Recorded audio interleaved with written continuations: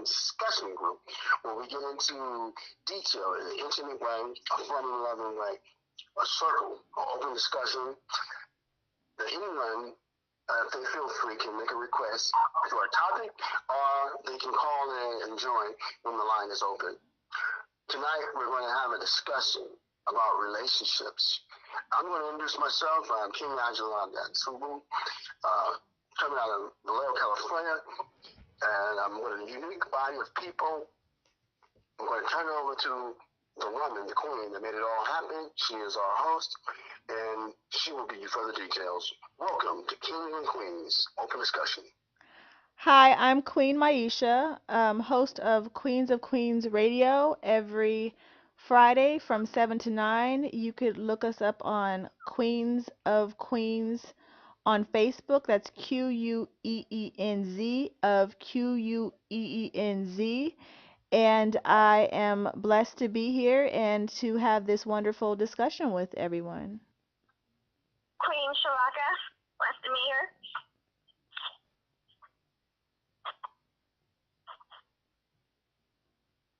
Blessings, Queen Asaaki here. Hey, Queen Asaaki. Hi. And so who's after Queen Asaaki? Okay, I thought I was Dr. Syn-Q.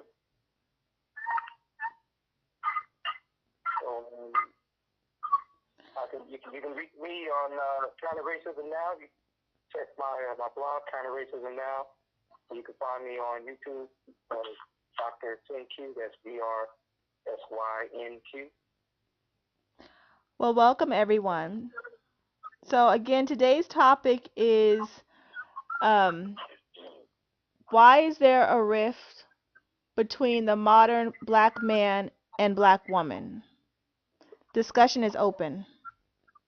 To the listening audience, we got Dr. Syn-Q, we got Queen Asaaki, Queen Shavaka, and we got Myesha, and me, King Aijalon.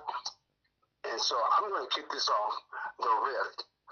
I used to wonder if the rift was truth or was it a myth, because there is certain segments where the family structure is strong, but the mass media, since we're not in control of our images and our audio, betrays the single black woman and the distraught black man, and it makes it seem like there's a great rift in the whole percentages of our relationships.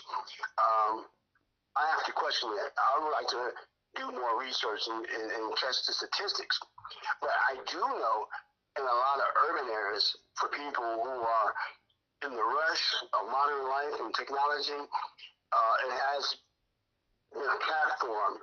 And I would like to say feminism on global white supremacy part has a big play with the women and their attitudes and their approach about how to make it in this society. And I have no problem with women being empowered, especially black women, but not at the expense and the detriment of the black family. It's okay to have a career and pursue your career. It's okay to take time for your children. Some abortion issues, I guess that's women's right. I'm not going to speak on that. But there's a lot of programs that advances women that exclude the men as men in the home, or the men having decision-making powers within the family structure when they portray us in the television and in the media. And I think that over a number of years, the rift that we will be discussing, and that's just one perspective. The situation is way larger than any one thing. And with that, I'm going to let somebody else chime in, and I'll come back and follow up once we get this discussion open. Okay. I would like to say, just to kind of piggyback off what you said, I believe it's a lot of misunderstanding between the black male and black female in relationships. There's a lot of assumptions and expectations that we cannot even meet. So I believe that with those assumptions and just believing that someone knows or could possibly read your mind, or you could say a few words and they'll just get it. Instead of going into detail, I believe that it's a lack of communication, a lack of understanding, and without that understanding and communication, the average Black male and female will never succeed until we have that base communication and we're all on the same page. And it's especially important for our children because our children are watching us.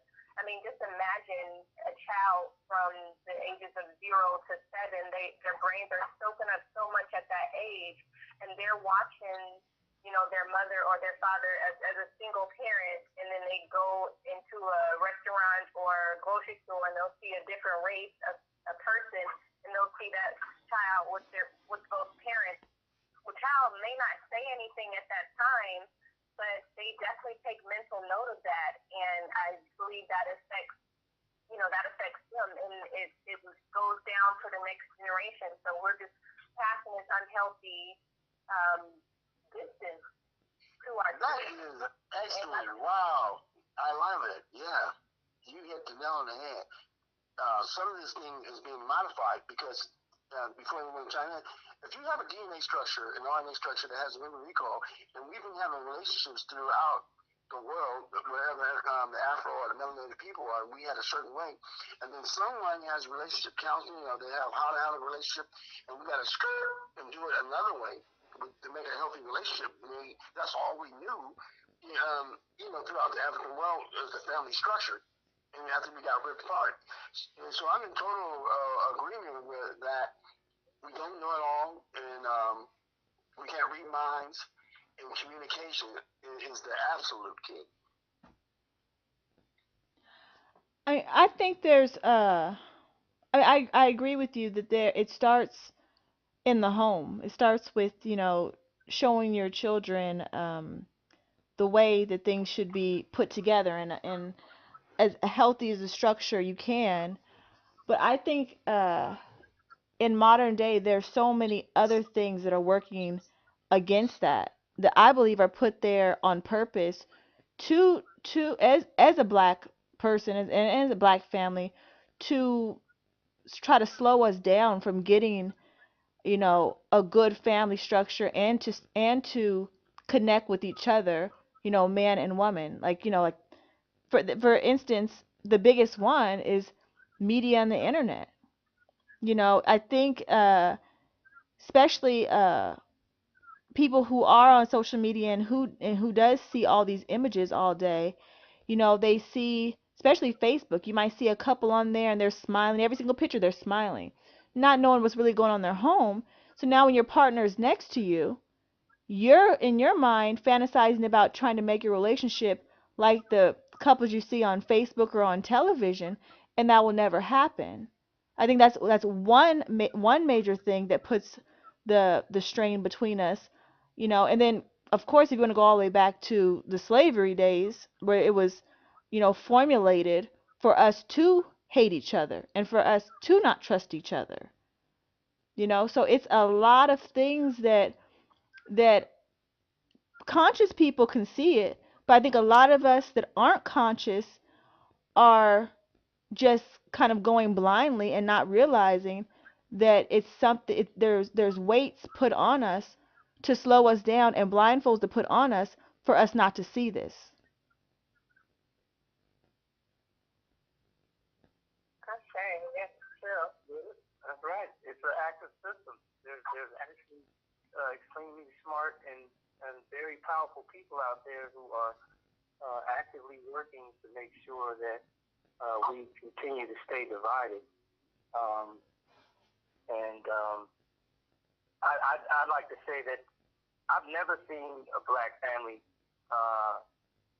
in a true what that the image of what it is that like the Cosby type setup of the Cosby family or what have you. I've never saw that. My family, my mother and my father, who were both, my father passed away, but when he was in his he's in his 70s. They grew up, growing up in the 50s, they grew up in, what I guess we would call dysfunctional homes or broken homes or what have you.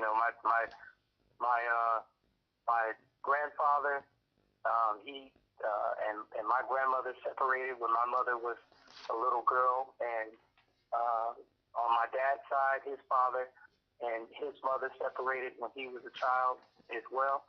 And the stories that I heard about my grandparents not getting along with each other, the arguments and things that was going on, the sexual promiscuity, and then too, me growing up witnessing the same thing amongst my mother and my father. They never got along. It was, there were a few moments of peace and laughter, but the majority of the time, it was arguing. It was constant arguing, constantly going at each other about, stuff to me that seemed to be ridiculous, because, it seemed like it appeared to be like I was in the middle of it.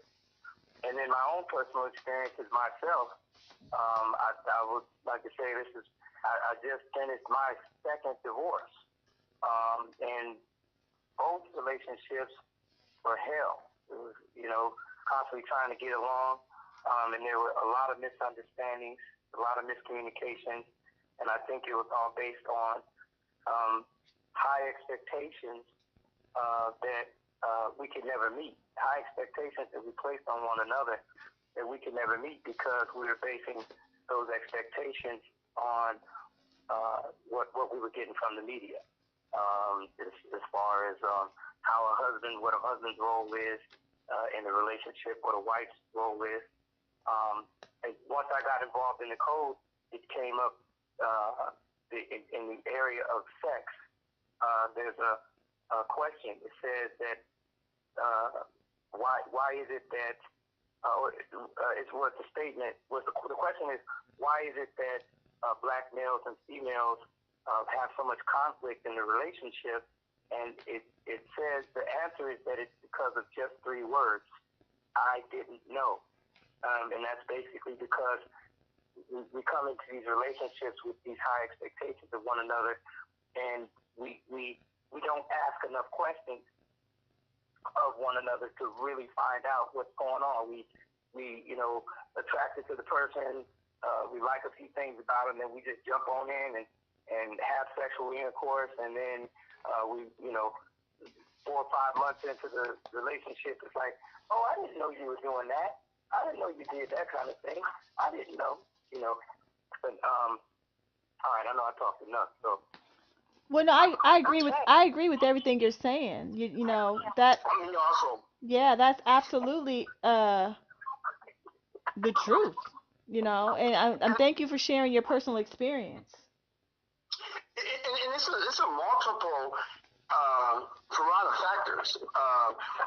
While he was talking, my mind got to working, and so this is not like a one-way traveling conversation. We can go past, present, future, and you can mix it up. Because I went back to the past. Healthy relationships now, because then you get kidnapped, you get torn away from your family. You can put in this relationship, then you go on a plantation, and you can be sold to different plantations, and you might have multiple children mothers, and you might have multiple children fathers, and then you have the Civil War and Reconstruction, and the black man in society, greater society, or what we call global white supremacy, racism, social constructs. If he was not in his own township or his own county area, outside of that, he was humiliated. I mean, he couldn't hold his head up. And the woman feared if her man was going to be hungry, strong, and the man feared if his child or anything was going to be raped. And it was very frustrating to always have to take the higher ground, knowing that the black man cannot be protector, and that he can get fired at any moment, and she has to go scrub somebody's floors, and they can't tend to their own kids because they have to tend to somebody else. And so my question would be, when did we have time to develop a culture of relationships? And that's going back to what Queen Asaaki has said, right? And what I have said, it's a social engineering construct, right? Through the media and our socialization of how they portray the African man and woman in the family structure, meeting handouts or whatever the other criteria is, somebody going to college and then switching over to a whole other ethnic group or a different class bracket, and understanding the power of what Dr. Syn-Q said, the reality in the homes, right? A man couldn't lash out to society or to the social structure or the establishment, at work or in court or in civics. The only person he can come home and dominate probably wasn't his mother or father or his older brother or sister.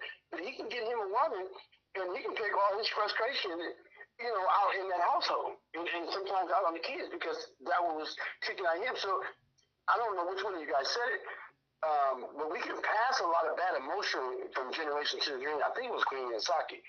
She had said just like that. We can pass things down from generation because what we see in the household. So there's a number of things that comes with, do we have a culture of healthy relationships? And is someone, well, Dr. Syn-Q said, someone is manipulating this for their benefit for us not to have healthy relationships. So I know if I would have put somebody in a heinous criteria for 400 years, I'll be damned if I let you motherfuckers get your family together, which is a corporation, which is a political identity, which is a nation, and you get your shit together, and then not even on a war machine, just on how thinking socially, industrially. These are the things that happen in black relationships, that people came together, families came together, and with healthy black relationships there, and they started towns, and you burn those down, and it's like, what? It's a lot of frustration that's been pent up from years, and there has not been any psychological outlet. They need to pass along, don't talk about it, and so a lot of things just pass, and I don't know who pulled out this week. In healthy relationships, a granddaddy or uncle, I have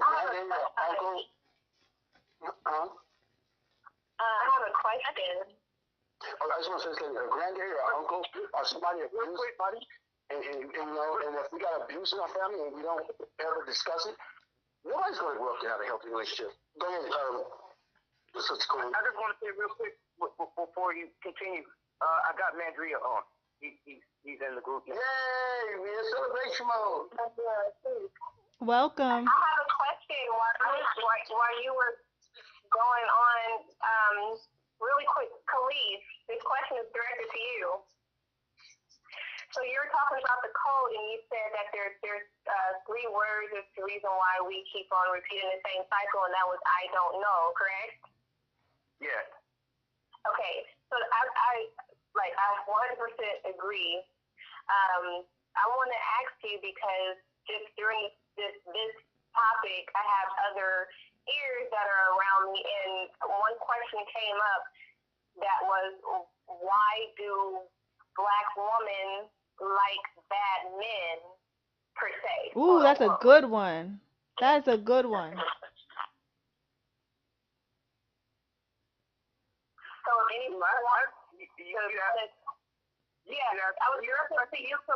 was asking it to you because just from getting to know you, I believe you to be a stand-up guy. And why do you believe that good women like bad men? Because of the media, because they've been influenced by the media to believe that bad men are going to be their protectors. And they kind of believe that that criminal guy or what have you is going to be the same one that's going to have enough heart to, and they'll have enough heart to kill another black person, in defense of, whatever honor or disrespect or whatever there is that's supposed to be. And I want to know that. I want one of the sisters women, we've experienced, I don't know if you've experienced a quote unquote bad guy, or but what is your perception behind why a lot of the women go after the bad men, or kind of chase the men who are not healthy for them? Did you want to answer first, Queen Shavaka? Because I have my answer. I believe a lot of it has to do with security, more of a security. If the rough, strong can protect more, even if it's toxic, it's a condition of the mind, and a lot of it comes from training. Growing up, maybe grandma was with grandpa who was grumpy, or mom, dad was quote unquote rough around the edges, and so what you are exposed to, because it all comes back down to, at the end of the day, I mean, everybody has great pointers, but at the end of the day, it comes back to your training. What were you trained? Not necessarily what someone said to you that this is correct, but the influences around you, not necessarily media. I mean, of course, nowadays it plays a huge part, media, but coming up, hanging around Big Mama and the women influences of your life, sometimes girlfriends, because peers, when you're in high school and junior high, the peer pressure of my best friend has a bad guy, I want a bad guy too, because I want to fit in with quote unquote the crowd. So I think that has a lot to do with the training of the mind, what your mind is conditioned to believe is acceptable or okay, and reconstructing that too. Yeah, I differently. believe that too. But kids are like sponges. So if you see something when you're younger, you kind of just make that as acceptable. That's why it's very you got to know what your kids are exposed to. Now, I could speak out of personal experience. In my younger days, I loved bad guys. I like the guys who sold drugs, the guys who were tatted up, who was in gangs, all that. And the reason why I liked it is because I was raised in the suburbs where not much was happening. So to me, those men were exciting. I didn't really see them as long term. I just saw them as this is excitement for the moment. Yeah, we might, if we got pulled over, we might get taken to jail. So what? It's exciting. It was excitement, you know?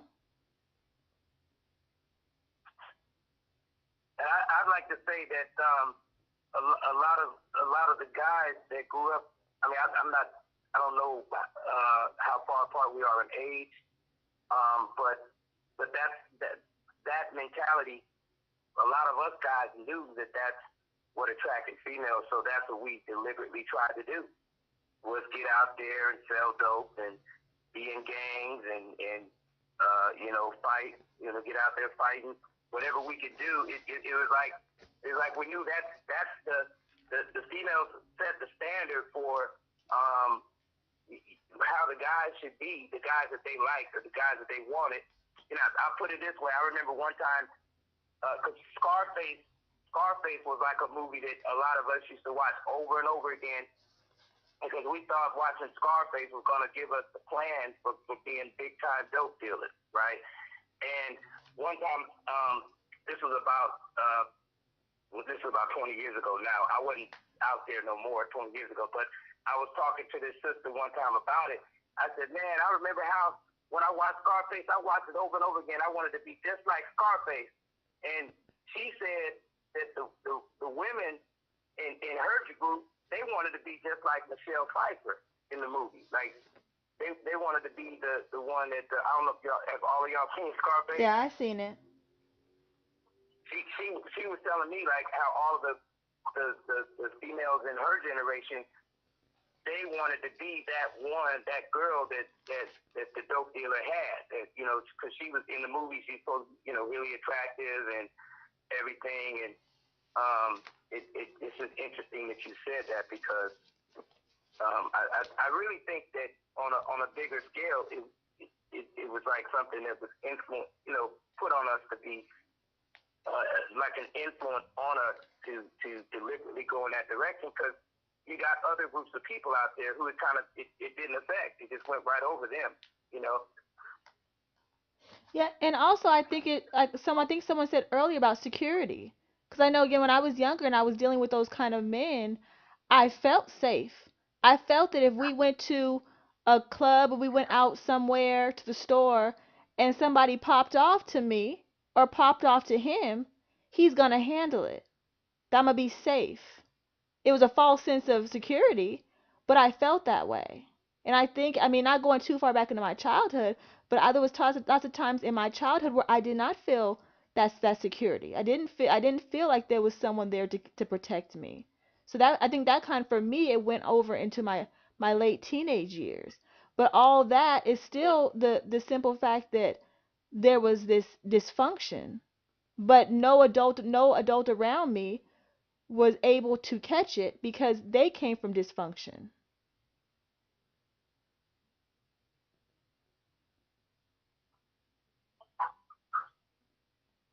Soaking it in. And it's kind of like you hear what passing on the tradition, the next generation.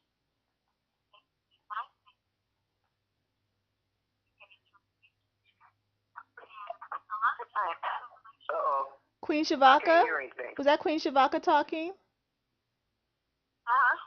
Oh, you got to talk a little bit louder. We couldn't hear what you just said. Oh, and I said, yeah, I said and that's where the risk of the dysfunction becomes. Can you hear me now? I can hear you. Is because of the lack of communication and what you are exposed to, you're bringing into the relationships that you're in, along with the baggage of a previous relationship, instead of reconditioning your mind to start fresh. And so that has a lot to do with the risks that are in relationship, is the mindset and not being able to start fresh. You're bringing in what you brought in from your childhood, what you brought in from your mid-teens and adulthood into each relationship experiences from relationships past. Will, if you're not careful, drag into the present relationship who had nothing to do with your past, and it causes the rift. Yeah. And I just want to backtrack to a period from the late 1800s to 1920, when it was all about get your black man with skills, get your woman that can sew and cook, and women were preparing women to be hitched, and men were telling young men to make a mighty fine mate and raise a healthy family. They had a different outlook. Family was everything because they were alienated in this land. So that was before integration. And then another period, they want access to school and to education and academic. Hey, he got one of those AA degrees, or he got one of them bachelor degree, and she's going off to school, and she's going to meet some fine young men. And so the relationship goals, they kind of change. You know what I mean? Get you somebody with skills, get you somebody with education, get you somebody who's plugged in into the urban life, so you're leaving the city because you want a city slicker. And these are just different diagraphics that they had showed inside of the dynamics of who we were. And it goes back to what I said, and Dr. Syn-Q, is the social media engineers on how we see ourselves. And so you got this big portrayal of mass media. At the same time, every household is tuned on to these little 4 or 5 channels we had back in the days with the same programs being looped. And there was no black man there. If he was a bathroom, or he was shucking and jiving. It came apart from the 50s and 60s and 70s. You wanted to use strong stand-up black men, black power, or, down with the system. We're going to create our own community activism. And then I got switched over to,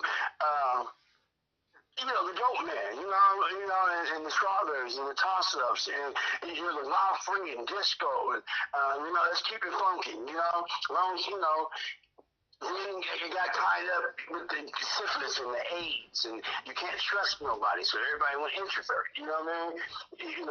Everybody's crazy on drugs. You can't trust nobody. Everybody's, disease rapping. And then it came with the conscious rap. Everybody's wearing the African medallion, and, get you a conscious cigar, get you a conscious. They're using shea butter and coconut butter. They're wearing their locks or their dreads or their African twisters. And then the gangster rap came in, and they kept on telling the sister, you need a thug in your life. You need a thug nigga. You need a ride or die trick, Bonnie and Clyde. And, this has been pounded over and over for like decades.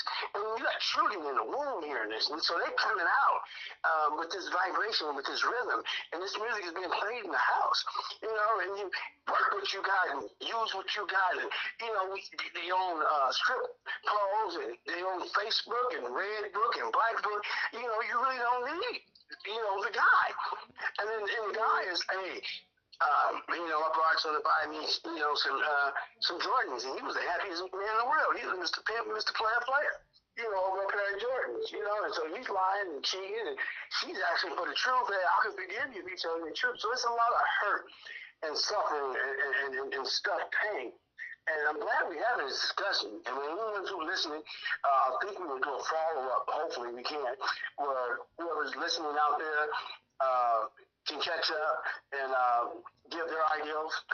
And I also would like to refer everyone to QofQRadio, the Sisters, Queens of Queens book group. It would be February 18th, is that correct? It's the 18th, yes. Okay, so if anybody out there, we're going to throw it out there, we need you to support us in that area. But getting back to the topic, like Dr. Syn-Q said, we don't know. It's a lot of things, and like the Queen Myesha said, communication is the key.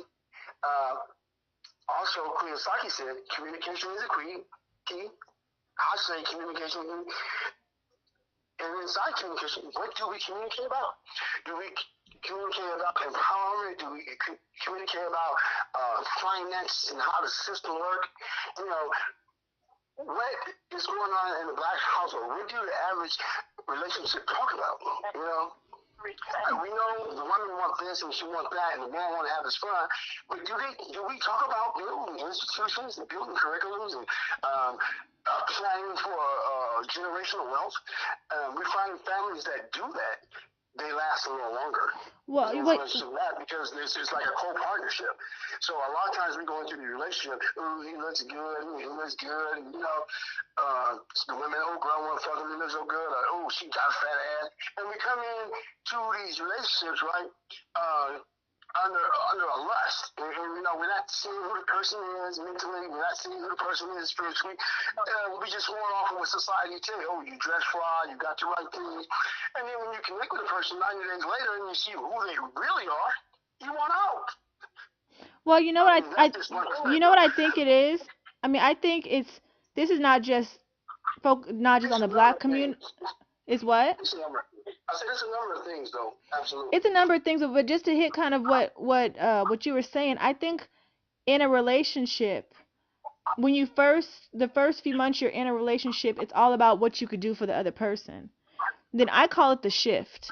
All of a sudden the shift happens, because it's happened to me doing it to other people. The shift happens where it's not about I'm pleasing you so you could like me, so I can hook you. And when the shift happens, now all of a sudden, what are you doing for me? And then we get stuck in that state. And then also I think that we don't realize that when two people meet, we were raised different, we might be different ages, we might have different backgrounds, and we're trying to merge together. So you might not cut your steak how I cut my steak. You might put the ketchup in the refrigerator and I put it in the cabinet. And a lot of people just don't keep that in their head, that I am dealing with another person who, yeah, they're a body and their spirit and all that stuff, but their ways they do things are a little bit different. So can we come in the middle? People don't want to do that. people want to say, you come onto my side. Now the shifts happen, you come over to my side. And that's not going to work? Okay, let's get a divorce or let's break up. Go to the next relationship, the same thing happens. Same thing, yeah. So come to the middle and find out who you're dealing with. I like that point of view, you know, that you can just take your time and realize who you're dealing with, and they'll show you and see if you can go. I want to hear what Queen Asaaki's going to say. Were you about to speak? Yeah, I was going to say that we're also entering relationships with lack of self-love. True. And just because I've actually, you know, just speaking from experience, I was in a domestic violent relationship for 4 years, and I experienced abuse on every level. And I did see my mother in domestic violence relationships. So when my ex-husband first hit me, I thought, I think he liked me.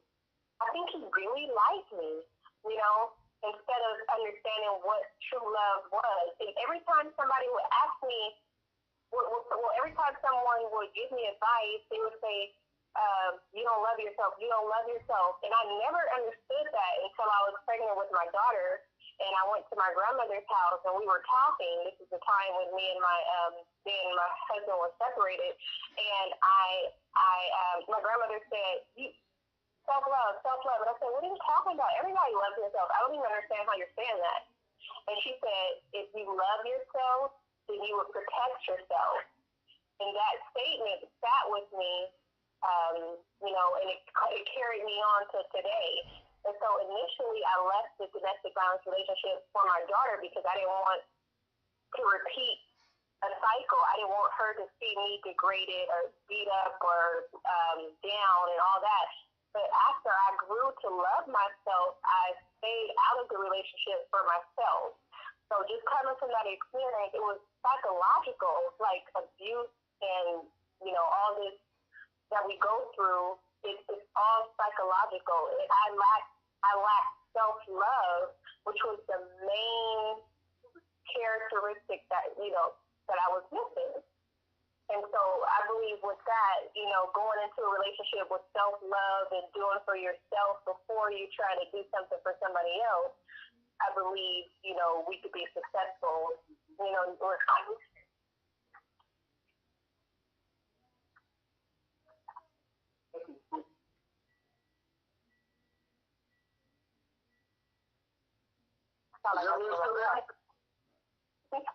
yeah.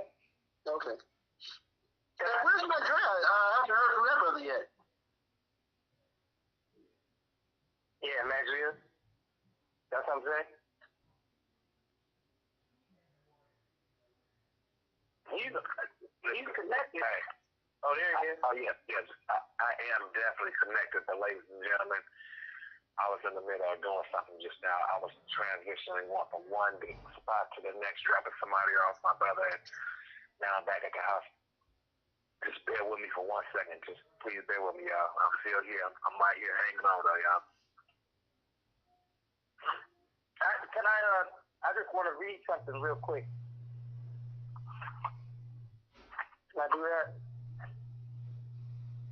Yeah, it's just open discussion. We don't have no format. Go ahead. This is long, dude. Okay, I'm gonna read this other part. On page 288 of the United Independent Compensatory Code in the area of sex, it says, do not expect to have harmony in any arrangement that you have with your chosen mate of the opposite complementary sex. Do not expect to have anything better than weak mutual agreements in regards to some things some of the time. Expect conflict. Minimize conflict by minimizing contact with each other except for planned constructive activities. When arguments start that result from a lack of harmony, temporarily stop talking to each other. Get away from the immediate presence of each other. Do not send messages to each other or criticize each other through others. All contacts must be for constructive purposes that produce constructive results. Note, because of the conflict producing values, which is in quotes, that non-white males and non-white females are taught while they are subject to the system of white supremacy, non-white males and non-white females make very limited mutual arrangements. These mutual agreements, however, do not produce harmony. The system of white supremacy is designed to make sure that non-white males and non-white females will not have harmony in the ways that they interact with each other. Within the system of white supremacy, the more that non-white males and non-white females try to produce harmony with each other, the more they contradict themselves and each other, and the more they have conflict with each other. This conflict takes on many forms. The form of the conflict may be noisy or silent. We put silent in quotes. Any attempt to produce harmony between non-white males and non-white females under conditions dominated by white supremacy will only result in greater conflict. What do y'all think about that? I agree with that. I feel like more couples should read together and get better understanding and get write their goals down. Ask the other partner what's your long-term goal? What are you trying to produce? Because if two people are trying to produce different things, if my end goal is to create a circle and his end goal is to create a triangle, then we're on two different. We're not going to be able to create because we're creating two different things.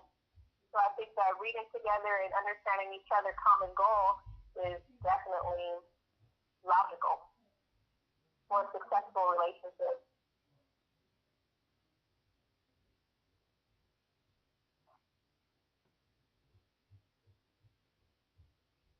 Open gap calls. We still waiting on Brother Mandrell to put his comments and perspective in there. He said he was going to be a minute because he's trying to get Myesha. Yes. During this pause,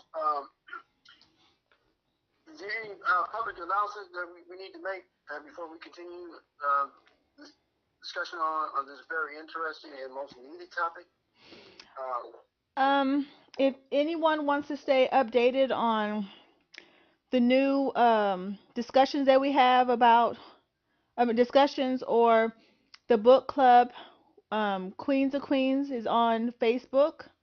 Go to Queens of Queenz and like the page. Stay updated. Give us your comments. Yeah, and the book club is January the 18th from 7 to 9. You can go to QofQRadio on Facebook and watch it live.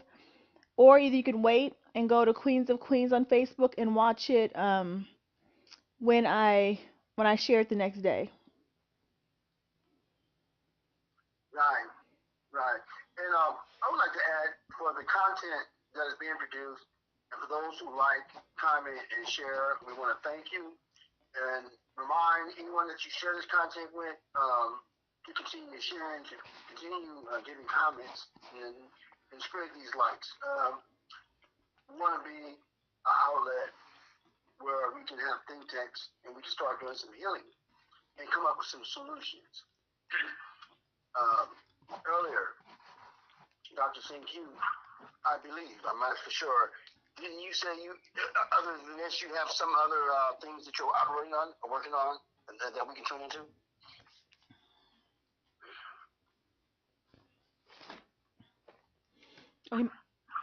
He must be off the phone for a second. I wanted to ask everybody a question really quick. You don't necessarily have to answer it right now, but if you can just think about it over the next 5 minutes and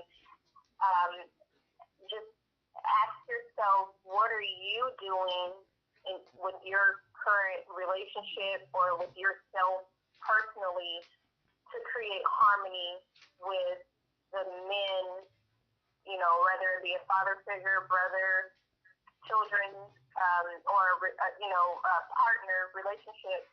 What are you doing actively at this time to resolve the issue between the black male and female? So that's for the women, right? Excuse me? Was that for women or for everyone? I'm sorry. I couldn't hear you. Was that question for just the queens, or was that for everyone? Oh, no, that's for everyone. And then you guys,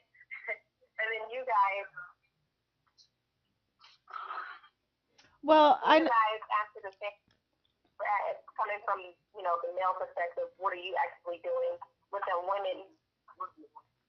I think for me the biggest growth that I've had is being honest with myself and trying to stay away from things that I can already forecast that aren't going to turn out good, and be allowing people that I know that aren't nurturing different parts of me to let them go. Even though I know I'll miss them, I know it'll be hard. Let them go, not hold on to them because they're not helping me grow. So for me, it's being honest, brutally honest with myself, and even also when I know that I'm not being my best, being honest with myself first, and then telling the person who I'm not being that honest with or treating the best that, hey, I'm human and I just showed you some of my human qualities and sorry. Or and with me, when I say sorry to people, I don't do it again because I've been honest all the way around. So um yeah, that's what I do. Leslie's on your journey, sis. Thank you. That's beautiful. That's beautiful. Me, on this journey, dealing with the sisters, I examined myself, my speech, my thoughts, and I made a commitment to try to listen instead of just hear what my partner is saying. It's been many times they've been saying something, and my mind program will override what they said. And I would agree to it, but I wholeheartedly in my mind and spirit, I didn't really catch what she was saying. And that causes other people to feel dismissed. So I said, I'm going to become a better listener, and I'm going to balance it out. I be wanting to do things, but a lot of the females that I had a relationship, they be talking about what's needed, which is greater than my personal need, with my masculinity. I don't want to come off as a chauvinist, and I don't want to come off soft. So I just ask God to help me have a better personality and become a better person. Right now, what I'm doing, I'm being celibate, and I'm learning how not to flirt. I'm learning how not to intrude on other people's space, the ear space, their mind space, because you never know what they've been through. You never know what trauma. You never know what might trigger somebody, even though it might not be my responsibility. I'm just trying to humble myself to be the male that I would want my daughter to have. That's a good place to be. Well, Queen Shavaka? Yeah. Queen Shavaka. Can you hear me? Yes. Oh. It got cut in and out, so I was just making sure you guys can hear. Oh, did you hear the question that was asked? I couldn't hear the question. So the question, and please tell me, you guys let me know if I'm leaving something out.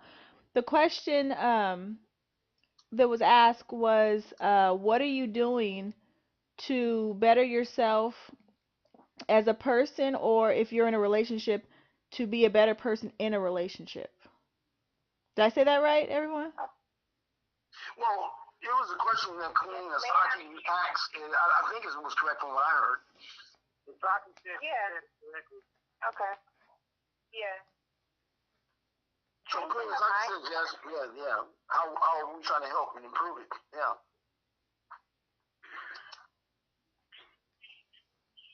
We can't hear you, Queen. Something is, are you speaking? But I can't hear you fully.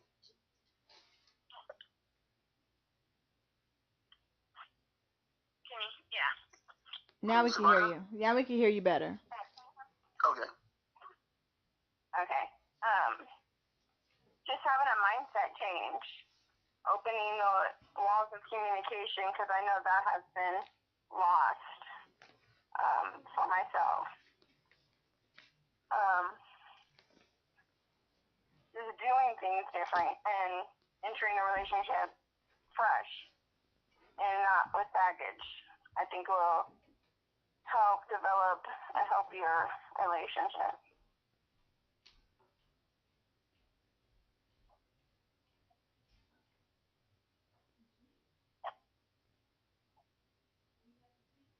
Can you hear me? Wow, that's interesting. That's interesting. I have a personal question I would like to ask Queen Asaaki, since she put some information out there. How did you or have you healed from the dynamics of your mom, and then the things that you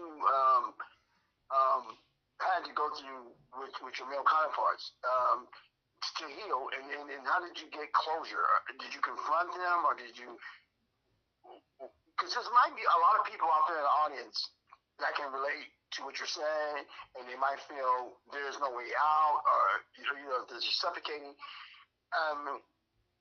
What was your door to help you not lose your sanity or to return to your sanity? I don't really know the whole circumstances, but I did hear you say something, and that's domestic violence, violence against the black woman in our community and household is a society issue that needs to be voiced and it needs to be dealt with and addressed in a holistic way,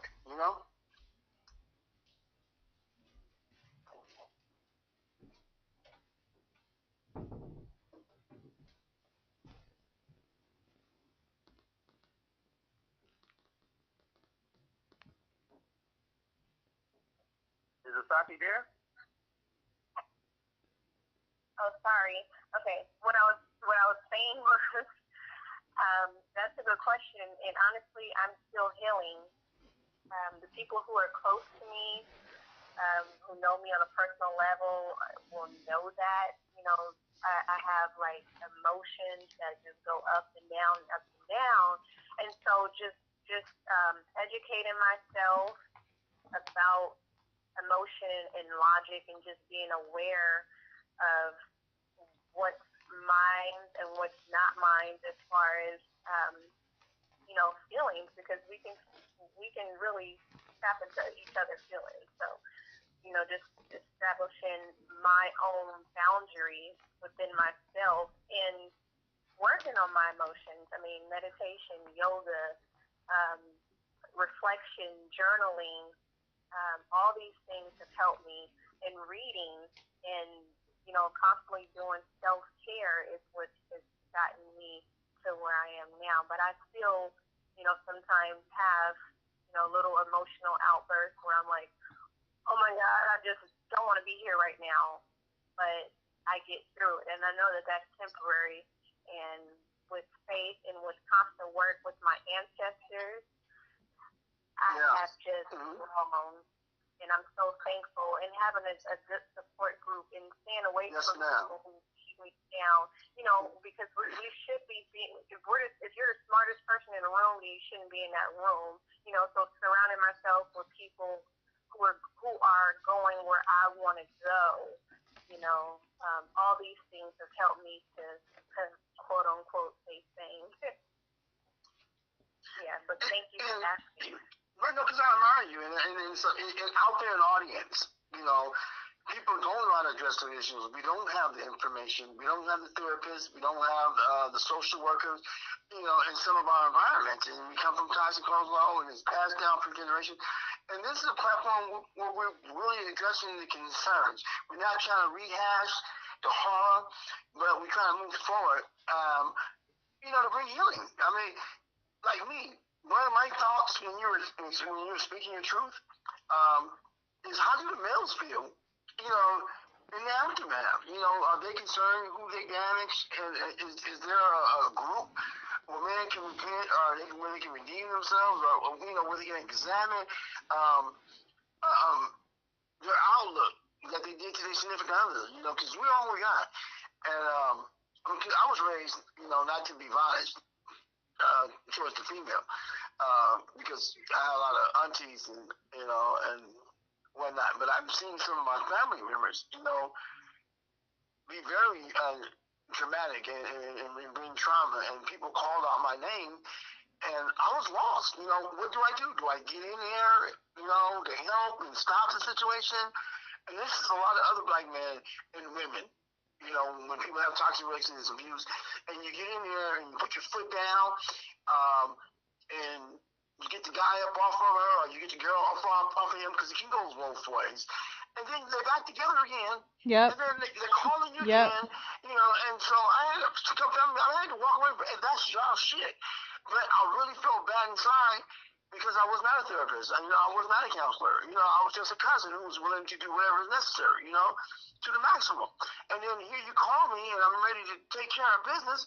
And now you love him and all this, and it's not going to happen again. And it was too much for me. It was overwhelming. So I had to, doing my shit. But that's why there's not a lot of intervention in the community, because everybody's telling each other to mind your own business. But we should be each other's business. Healthy relationships and healthy community and healthy family should be our Well, now business. I'm gonna have to somewhat disagree with you with that. I do believe that we should, as a community, be there for each other, and like, if I have a sister who is going through some type of stuff in her relationship, and she allows me to come in to help her, and it doesn't shut me out, then yeah, I'll be there to help her. But in being responsible for my own self, I have to, like, I have to put up boundaries. I heard someone say boundaries earlier. There's a point where I can help you, then there's a point where helping you is hurting me.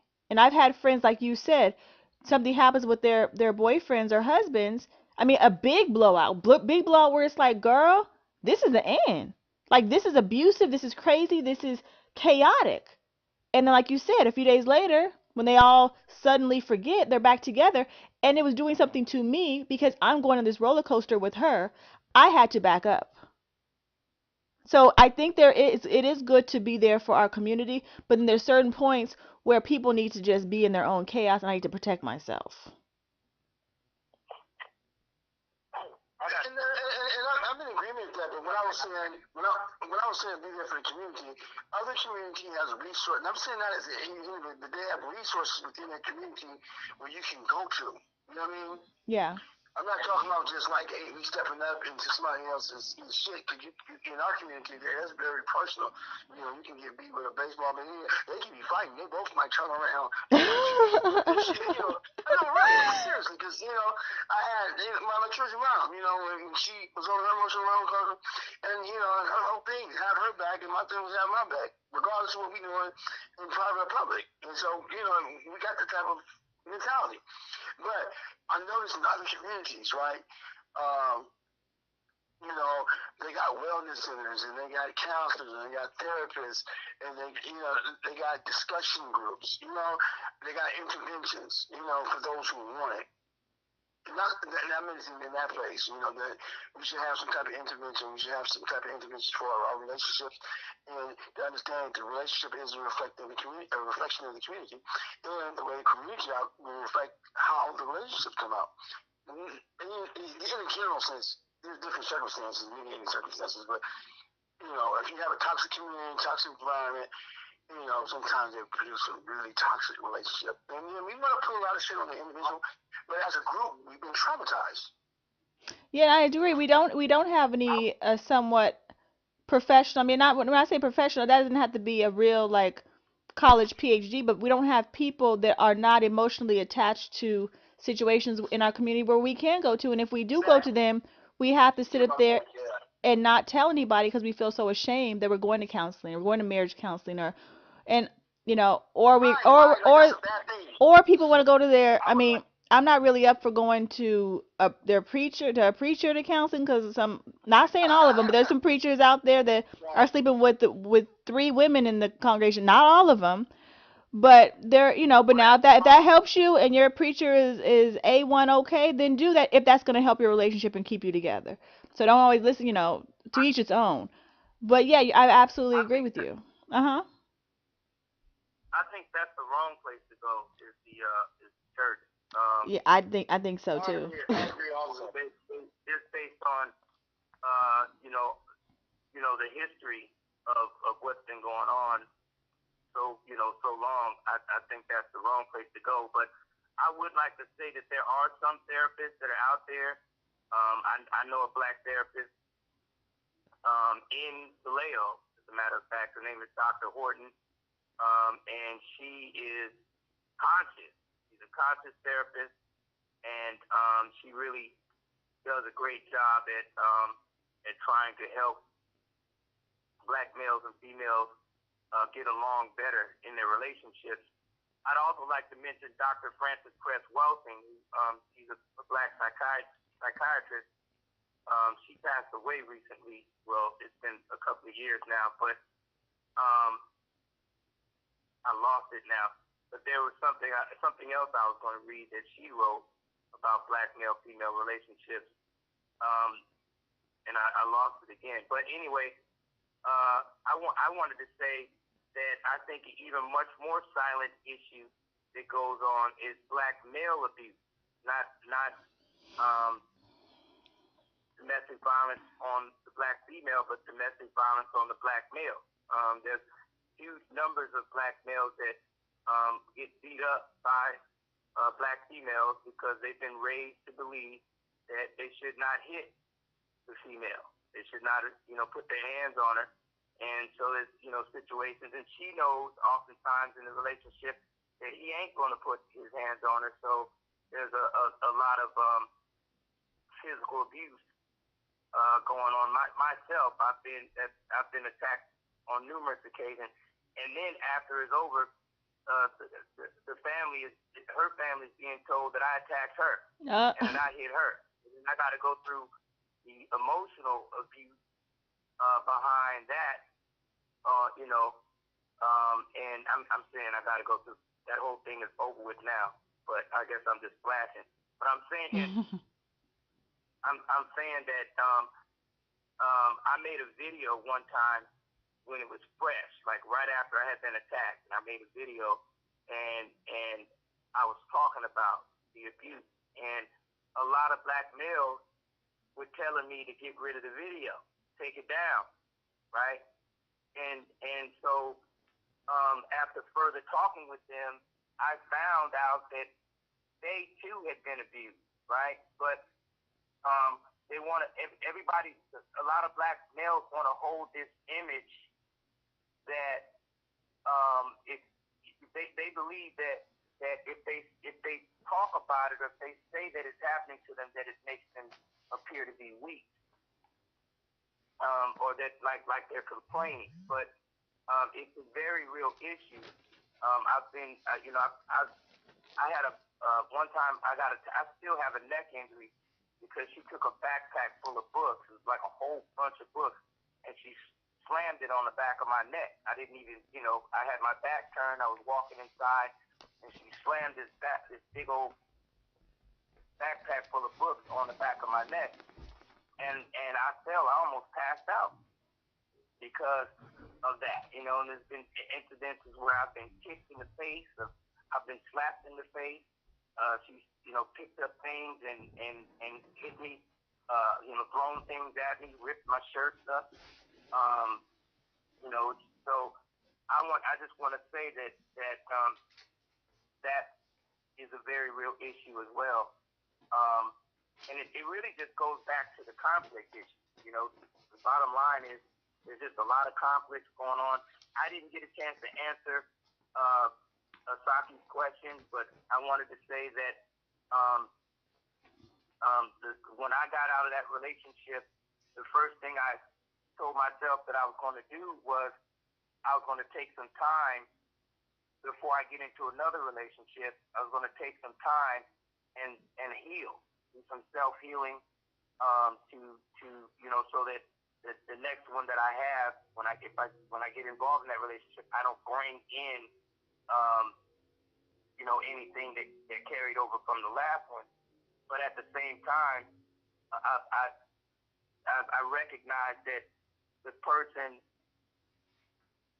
that person that I deal with is a person. They have their own mind, and they control themselves, right? And it's not up to me to to try to control them, or try to force them to meet my demands, and it's not for them to try to force me to meet theirs, right? It's like we just, I think as Asaaki said, we lay down our goals, and we say, hey, look, this is what I want to do, and if that person can help me accomplish my goals, then so be it. If they can't, they can't, but we just start off with complete honesty, and then like you just keep like checking, you know what I'm saying, to make sure that the honesty is still there, But anyway, I wish I could find this paper that she wrote, because I had it, and it was about foxholes. She said that Dr. Welting was saying that it says on black male-female relationships how they should be. Y'all know what foxholes are? No, I'm not familiar. Okay, so a foxhole in a war. Oh, you're saying a foxhole. Oh, yes, I know what a foxhole, but you could define it just in case somebody else doesn't know it. Anybody else? Everybody else familiar with a foxhole? Did we lose everybody else? Yeah, I'm familiar. The foxhole, the trenches, the rabbit hole. I'm familiar with those terms. No, it's not the same thing as a rabbit hole. I know it's not the same thing. I'm just letting you know I'm familiar with the term foxhole. Oh, I am familiar. Okay, it's literally not an animal hole. It's something you use when you're in warfare, right? Right. Exactly. And so, in that, I was trying to use that to buy some time so I could read it, but when I find it, I'm gonna show it to y'all. I'll read it to y'all. So, all right, next. One thing that you did say that kind of stuck out with me is that as men, as black men, you're taught not to show your hurt feelings, not to cry, not to visibly show anyone that you are emotional and you do hurt. So then as black women, we're also taught that you guys don't have those traits. So when we meet you guys, we're coming in with hurt. It's okay for us to cry about the 5 men who ran through us before you, but we think that you come already okay. You might have your messed up ways, but we don't understand that you might be hurt too. And it's absolutely okay to cry. I think that when two people cry together, I think that's when when emotional connection happens. But sometimes you could be with a man for 15, 20 years, a black man, and you never see him shed a tear. And there's points and times where tears should have been shed. That's right. I didn't start crying until I was in my 30s. There you go. I didn't, so that's the truth. And look, when I started crying, I'd go in the closet or the bathroom or something, and eventually I started saying, you know what? I'm not going to hide my feelings. I mean, if I'm crying, I'm crying. Shit, this is a human trait. I'm a human. So.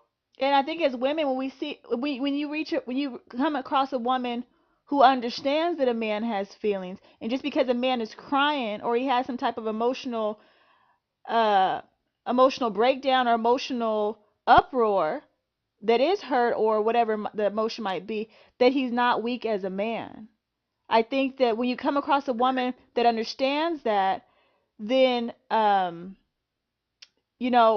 man can be more open with that. But now if you come across a woman who doesn't understand that and the man does cry in front of him, now the woman could be, oh, you're a punk. Oh, you're a punk. Oh, I made him cry yesterday. Now we're reversing.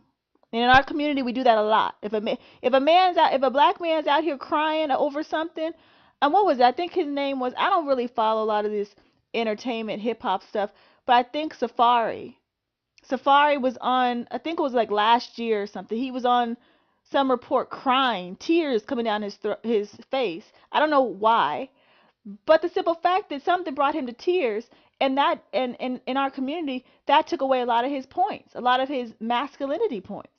Why?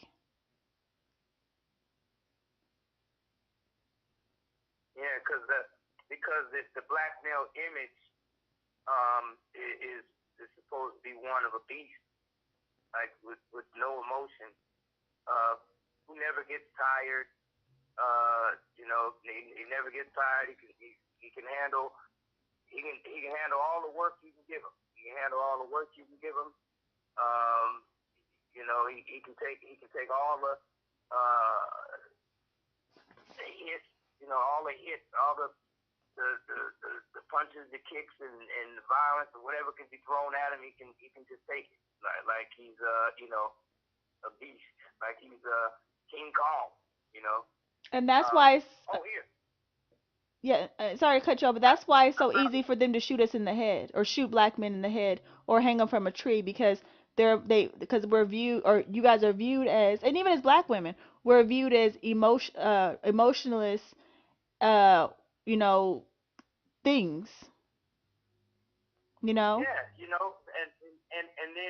and then when we voice our concerns about those emotions, it's like nobody wants to believe. Nobody wants to believe that you're being sincere, and then like at the same time you're ostracized for it. But I real quick, I'm gonna read this really fast. It says Dr. Frances Quest Welsing discusses black male-female relationships. She says, choosing a mate for a black person is like choosing a person to share a foxhole during a battle. A foxhole mate is chosen based on qualities which promote mutuality in the foxhole. A foxhole mate is one who you choose to fight racism with. Remember, you spend most of your time ducking the effects of white supremacy. People in foxholes don't have time or resources to show off. People in foxholes attempt to protect each other. People in foxholes understand that they cannot completely protect each other. People in foxholes understand that sexual intercourse or sexual play in a foxhole is reserved for the comfort, enjoyment, and support of victims of attack, racism, or the production of offspring. And it further says, people in foxholes understand that choosing to produce offspring in a foxhole is risky and difficult business. People in foxholes understand that at all times the enemy is out there and that those in the foxhole are the target. Any misunderstanding or disagreements in the foxhole are superseded by the external war and must be minimized to protect the foxhole. There is not much bliss in a foxhole. There is no state of happiness in a foxhole. People in foxholes can be happy, which is in quotes, from time to time. Generally, they must make themselves happy from time to time.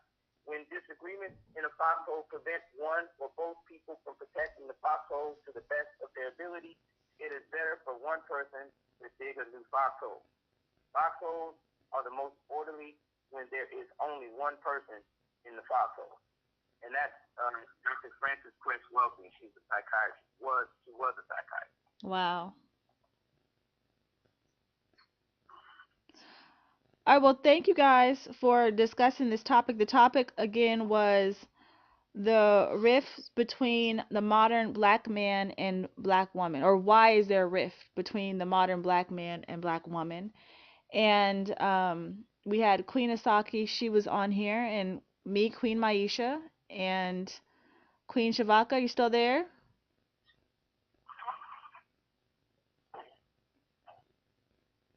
I think Queen Shavaka might have left the discussion. Not like I heard her, but it was kind of. We got people leaving the building. I'm still here. Oh, there's Queen Shavaka. Alrighty. All right, so this was an absolutely great discussion. I'm here, Queen Myesha and Queen Shavaka, here representing Queens of Queenz Radio, and King Aijalon here representing Lord African Mind and Joint African Markets. And